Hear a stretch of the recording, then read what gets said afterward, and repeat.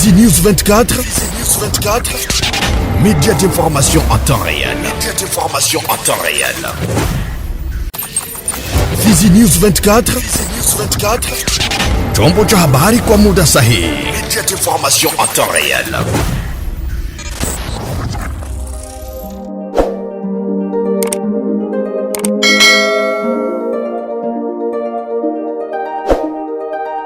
Kwa mara tena mjambo mpenzi mtazamaji wa chaneli yetu ya Fizi News 24 na karibu kwa dira za leo tukiwa Machi 11, 2026.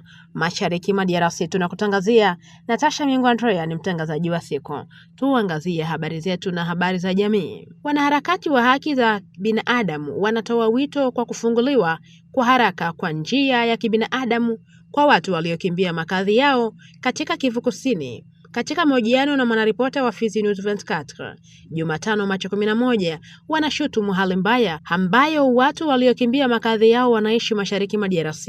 Mmoja wao wanaamini kwamba kuandaa mpango wa dharura ni muhimu katika kutafuta suluhu za kudumu kwa matatizo haya na kisha kuanzisha chakula na vifaa visivyo vya chakula ili kuchangia katika maisha ya watu hawa waliokimbia makazi yao kutokana na vita. Jamoro Tubibu pia anatoa wito kwa watu wenye moyo mwema kuwakaribia wahanga hao wa vita ili kuwasaidia kujenga upya maisha yao baada ya kukimbia ukatili katika baadhi ya maeneo ya Kivu Kusini. Alisema inawakamatana na hiyo ni kusema sasa kuwapatia hawa nguvu, vitu, kazi, shughuli mbalimbali waweze wakajigaramie wenyewe wakati warudi kwao, kwa sababu ni suluhisho ya pili na ya mafaa kabisa, msingi mnara kabisa katika masuluhisho hizo, usalama. Hawa waliokimbia warudi kwao, wakirudi kwao watarudilia shughuli zao za zamani, kwa sababu wameacha shamba na vingine vyote na hawakuweza kupata hata fursa ya kuweza panda mbegu. Sasa hapa ni kuwapatia namna, sijue kazi mbalimbali ndogo ndogo hivi ya kuweza kuwasaidia. Hapa inaomba pesa, wapate pesa ili soko zifunguke, shule zianze tena chini ya usalama, maisha ianze kurudia polepole. Ya tatu tunaweza tukasema ni usalama wa kweli urudi kabisa, wasiwe wakwenda wanaombaomba. Afya. Mlipuko wa kipindupindu umetangazwa katika eneo la afya la Mwenga tukiwa Kivu Kusini. Jumla ya kesi 28 tayari zimerekodiwa ikiwa ni pamoja na vifo 5.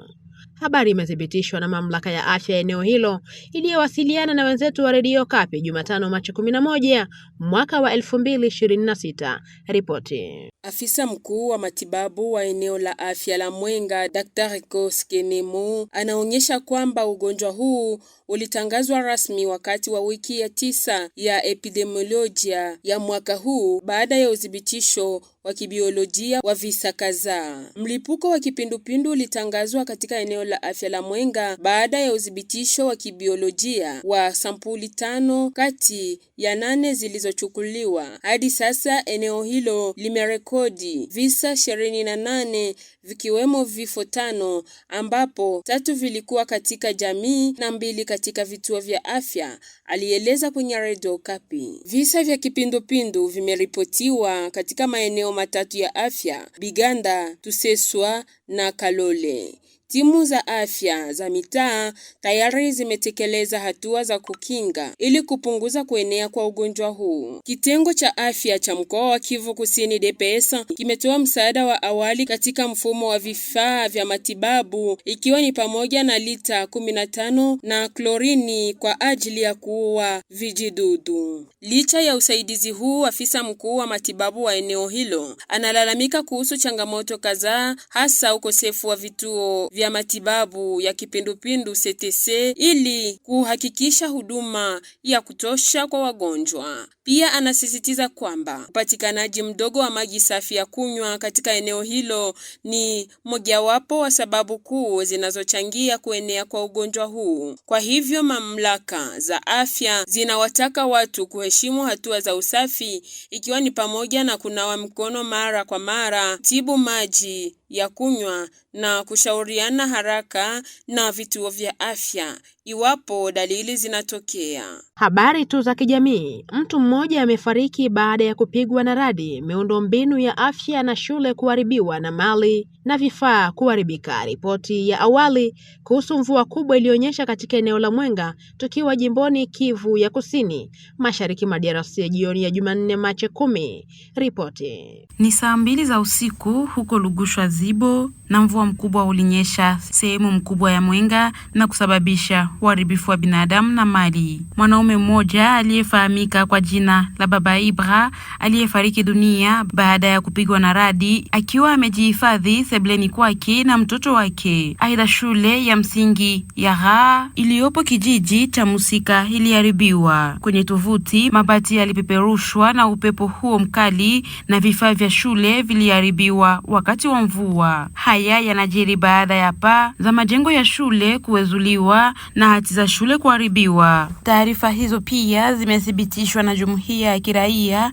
ya eneo hilo ambayo inahofia kuendelea kwa mwaka wa shule katika shule hii baada ya tukio hili. Wakikabiliwa na hali hii, wanaomba msaada wa haraka wa kibinadamu kwa waasiriwa ambao wameachwa bila makazi na kwa wanafunzi ambao hawana tena mahali pa kusoma. Katika maeneo mengi ya eneo la Mwenga, nyumba za makazi, makanisa na shule zingine pia zimeathiriwa. Kwa ufupi, shirika hili la wananchi linaamini ingekuwa vyema kwa wasimamizi wa shule na wakazi wa Mwenga kuweka vijiti katika shule na nyumba zao ili kuzuia matukio ya aina hiyo. Habari za sasisho. Buga ya kitaifa ya Garamba katika Jamhuri ya Kidemokrasia ya Kongo inasherekea kuzaliwa kwa mtoto wa kifaru. Habari hii inatolewa Jumatatu Machi 9 mwaka tulimo. Imekuwa ishara ya matumaini na udhabiti wa uhifadhi nchini DRC. Kuzaliwa huku ni ujumbe wa matumaini kwa uhifadhi wa wanyamapori nchini DRC, ambapo wananchi wanahimizwa kuunga mkono juhudi za mashujaa hao wa uhifadhi licha ya mashambulizi dhidi ya wanyamapori Machi 3, hususan lile la Lusinga. Hifadhi ya kitaifa ya Upemba, juhudi za uhifadhi zinazaa matunda kutokana na kuzaliwa kwa mtoto huyo wa faru, ishara ya matumaini na ujasiri. Kuzaliwa kwa mtoto huyu wa kifaru ni miujiza ya kweli na uthibitisho wa adhimio la timu za ICCN na walinzi kulinda urithi huu wa asili wa DRC. Kumbuka kwamba kila mtoto mchanga anakuwa ishara ya ushiriki na ushindi dhidi ya wale wanaotaka kuharibu utajiri huu. Kuhitimisha timu hizi za walinzi wa mazingira. Habari tu za kijamii. Bei ya bidhaa katika soko la Bukavu na maeneo yanayopazunguka zimepanda sana katika siku za hivi majuzi. Ubovu wa barabara na vita vya Mashariki ya kati ya Iran na Israeli vinatajwa kuwa sababu kuu. Angalizo hili limetokana kwa chumba cha waandishi wa habari baada ya kutembelea masoko kadhaa jijini kutathmini ukubwa wa hali hiyo. Ripoti. Kutokana na vita kati ya Iran na Israel, kutofikika kwenye barabara za usambazaji, kupungua kwa uwezo wa kununua na shida ya kiuchumi mashariki mwa DRC, wachuruzi na wanunuzi wa bidhaa mbalimbali wanakabiliwa na hasara na hali ya kutokuwa na uhakika, hali ambayo inaweza kufanya maisha kuwa magumu zaidi katika kipindi hiki, wanasema wachuruzi wa bidhaa na huduma. Kwa upande wa bidhaa zinazoagizwa kutoka China na Dubai, wanasema kuwa hali inazidi kuwa ngumu siku kwa siku kati masoko. Hii ni kwa sababu wanapata ugumu wa kupata bidhaa kufuatia vita kati ya Israel na Iran. Hali hii inaleta uhaba wa bidhaa na kuwalazimisha wauzaji kuongeza bei ili kujaribu kutia usawa fulani kwa mahitaji na upatikanaji. Hali hiyo pia inaonekana kwa vyakula ambavyo vinaendelea kupanda bei tangu mwanzo wa vita hivi pamoja na mgogoro wa kiusalama mashariki mwa DRC. Kwa baadhi ya wauzaji, mmoja wa Bukavu ulikuwa unategemea Rwanda, Kivu Kaskazini au Tanzania kupitia bonde la Ruzizi, lakini bonde hilo halifikiki tena vizuri kutokana na hali mbaya ya usalama, na Rwanda pekee haiwezi kulisha mji wote. Wafanyabiashara hawa wanaeleza kwa mfano, gunia la kilo 25 la mahindi linaloitwa mbale limepanda kutoka dola 21 hadi 24 na 23 kwa baadhi ya wauzaji. Gunia la mchele lililokuwa linauzwa dola 18.5 sasa limefika dola 22 na 23 kwa baadhi ya wauzaji, na mfuko ya mafuta iliyokuwa ikiuzwa dola 27 na 28 sasa inauzwa dola 13. Kupanda huko kwa bei kuna waathiri vibaya wauzaji na wafamilia ambazo uwezo wao wa kununua umepungua katika kipindi hiki. Hivyo kuna haja kwa mamlaka husika kuchunguza suala la chakula na kutafuta njia ya kutoka katika changamoto hili ya kiuchumi na kijamii inayolikabili wananchi. Habari za kijamii na matamatisho. Huko Mudusa katika tarafa la Kabare, nyumba kadhaa zililengwa na watu wasiojulikana wenye silaha usiku wa Jumanne Machi 10 kuamkia Jumatano 11, 2026. Wahalifu hao walifyatua risasi hewani katika jaribio la kutekeleza mashambulizi hayo na kuweka hofu miongoni mwa wakazi wa Kabare, kulingana na wawakilishi wa mashirika ya kiraia katika mahojiano na wanaripota wa kituo chenu cha matangazo. Ripoti.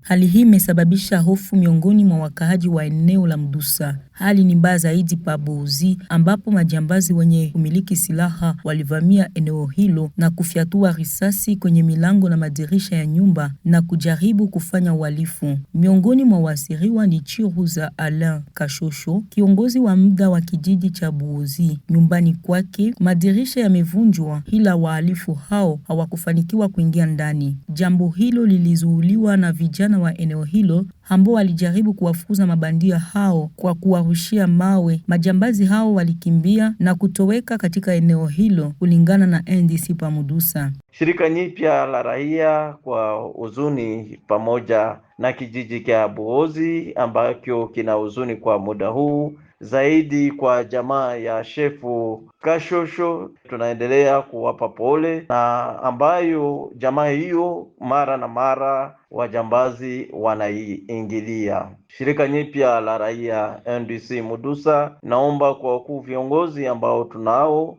kwa kuweza kuangalia vile waweze kukinga raia na mali yake.